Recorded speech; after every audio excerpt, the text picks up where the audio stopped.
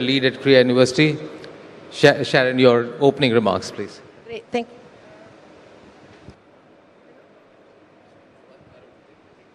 Thank you. Although I study technology, it really evades me. I really appreciate the comments by my panelists. Maybe I thought of providing a little bit of a different perspective, given that instead of looking on top and in the future, I look in the reality right now. I'm Canadian, but I've been in India 17 years and vastly invested in talking to every corner in the rural areas in the field and bringing back stories to forums like CII or even to the government to see what's going on. One of the key learnings, two things I learned from India. There are several decades in one country. Some people are at the forefront of the decade, like one of our panelists. I'll talk to you about the big majority are still in a previous decade that we need to bring in on board for the inclusion story the Honorable Minister has mentioned as well. The other thing I understood from India is averages don't work. India, you have to look at extremes to understand what's going on in this country. So given that I'm in front of a panelist and in front of a crowd of a lot of business people, I'll focus my work on the opportunity and the productivity topic where I work a lot in the space of gender, where the topic of integrating women in the labor force is a huge one here. So I focus on the positive aspects of AI is to making women more visible. I think 70% of women businesses are at home. They don't have access to networks like men do. They cannot go outside. So I have seen a lot of positive aspects to see how can women be embedded in online platforms like ONDC, which are not perfect yet, but allows them to sort of like be more visible. And if women are more visible, they'll have better access and better opportunity to markets, but also finance. One of the key things of business is you need to have access to credit and finance and opportunities, no? So the opportunity offered by women is immense. I think women can have those digital trails, women can have access to networks and opportunity, and women could be more visible. So that's one aspect I feel that's very important. I think that would also increase a lot the work for women. The other aspect that I see as well that's a huge opportunity is digital-enabled work, where a lot of the women are frontline workers, where they're ASHA workers, Angawadi workers, and they're just starting to have access to digital to improve their productivity in their work.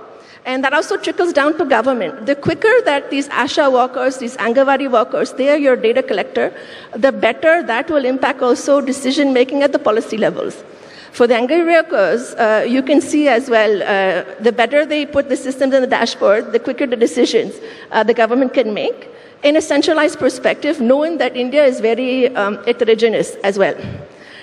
Even ASHA workers, Angawadi workers. The other perspective that we see a lot is this: we don't think about the AI system, and this is the decade that's different than your colleague, is that I remember the first thing when we started digital AI work, we talked to the ministry matey, Mr. Krishna, our secretary. Actually, the first task he asked us to look us in the PLI scheme, the Samsung and things like that, where the government of India gives a lot of money. And we see that that's one of the areas where women are enabling the AI ecosystem by chip production, etc. One of our high recommendations is one of the areas where women can contribute as an entry point, but it's very important that they're able to escalate that system, no? So what we've noticed, and when we studied the PLI scheme, is that yes, women are part of building AI, but they're at the low entry. So our recommendations would see you need to make sure that women are not just because they have small fingers and all, they can assemble stuff. How do we make sure that women have systems that enable them to grow and supervise? So we encourage the government to collect data on that front. I think that's quite critical. On that front as well, talking to the ministry, and this is a very India context. So India is a very big consumer and producer of digital AI. It's not a great designer. So, and very few women also are part of the design, and very few people in general. I think India itself designs their own maybe 15%, which is staggering. And I think that's an area where you need to integrate and be more exclusive. Not only women, even people from remote communities, tribal areas. I've seen fabulous examples from that front. Lastly, I think one of the areas where we see a lot, and we call it maybe digital embedded work, and that relates to the colleague from Ernst & Young, where you see that There's a whole movement of gig economy happening in rural areas where, and it's a fabulous initiative from the Bashini, the Indian government, to try to democratize AI through languages.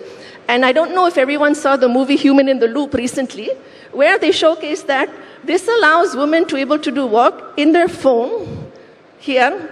They can do maybe 10 hours of work when they can, when they're available in their local language.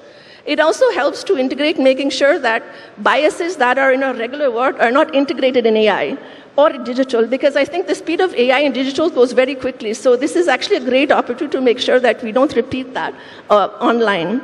I think those are the opportunities, and we are working as well to make sure that women have starting to have, it's not only having access to a phone. I see a lot of this initiative from the government say access to the phone. You need opportunity, you need initiative, you need support. And we've learned from some systems as well, like the government said, we will give a phone, but those phones break. Those phones need investment in data points every month, no? Those phones also need to be replaced. And that's critical as well to see. So there needs to be a whole big portion of India that needs to be integrated in all of that digital AI ecosystem there. I'll leave it to my colleague somewhere else, and a pleasure to connect, yeah. Thanks, Sharon. We're sorry to interrupt, but we were running out of time. Jeremy, you're the last one. So my only request is if we can make it short. Sorry for this, but I know the minister has to leave, so thank you.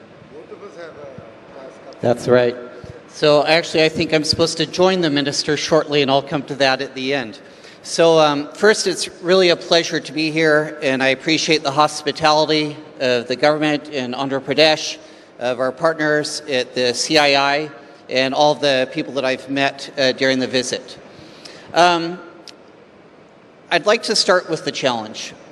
We've heard a little bit on the numbers in India, from Joe also what that means in finance and professional services. The World Economic Forum has done research looking at 1 billion jobs globally. We interviewed 1,000 large companies across 55 countries and understood what this means for the future of their workforces.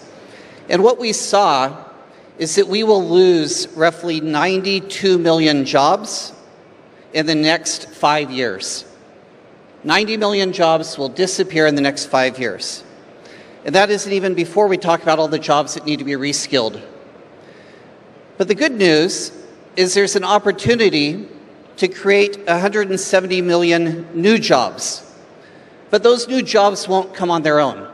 It will take conscious action. It'll take programs from employers in how they design, how they reskill their resources. It'll require partnerships between universities, corporations, and the state to prepare the next generation of talent for those roles. It'll also mean that we actually have to adapt to a new workforce, because many of those jobs won't come from the large traditional industries. They'll come from entrepreneurs. And those entrepreneurs will need new support networks. They'll need digital public infrastructure, building on what you have in India here with Aadhaar, UPI. But we'll also need a digital infrastructure that allows for cybersecurity, that allows for SMEs to be able to scale and unlock capabilities. Well, after the session, I thought I'll have some answers, but I walk out with more questions. Thanks to Soumitra here. I think, but the points raised are very valid. I think we need to think through the nuances as we go about, doing what we are supposed to do in this industrial revolution. See, as a state, we are talking about energy transition. It's easy said than done, because wind speeds predictability, cloud formation, so solar efficiency, then your ability to sort of pump up traditional forms of energy to sort of give the transition, especially with data centers that require higher reliability, is a big challenge. And that is exactly where we're using AI. Our ability to predict, understand this. In terms of state, we are one of the very few states, and I was actually quite pleasantly surprised that I had counterparts in Australia at the state level who have something called Minister for Customer Service. It's similar to what we are trying to achieve in real-time governance, is how do you deliver governance at the doorstep of the citizen. whilst keeping in mind the entire data that we are able to capture and give a much more predictive analysis. So a great example of that is how we've handled the recent cyclone, which we thought will be a lot more intensive, but our ability to understand where it's going to land, the speed at which, the track, we were far better than the other institutions out there, because we have over a period of time built those data sets, we are able to hone on those data sets, and that will again be very core to us as we go forward. So as a state, we are continuing to collect the data points that are relevant for us to ensure better governance delivery. But then yes, we also have to keep in mind the ethical framework on how this data is going to be used and not be used against underprivileged sections of the society. So that's equally going to be important. And that is why we have something called the Core Data Authority that has the framework in place to ensure that this is not used against them. But then honestly, I think all of us sitting here are just trying to understand what is AI, its implications on humanity and how it's going to change our lives here. Definitely 5 years from now, maybe the 35th Partnership Summit that we're going to do here, I think we'll come back and reflect on whether we got our predictions right or we were off. I think because all of us here are pretty much guessing where we'll be 5 years from now. Thank you. Thank you very much. I think we are run out of time. I think only thing I probably like to add, Honorable Minister, and hearing everyone, very insightful comments from all the panelists, is it is a reality, and the question is, how do you make the most of it? I mean, you can see half full, half empty. Different people can have different perspectives. But if this is going to come, then as a country, as a society, as an organization, how do you make the most from this? Be ready, be prepared for this transition. And I think that's what, at every level, I can see that there's a worry, there is fear, but there's also some sense of opportunity of change. And I think what Debjani mentioned, what they're looking at from a government standpoint, if they're able to create that institution, that will be really good.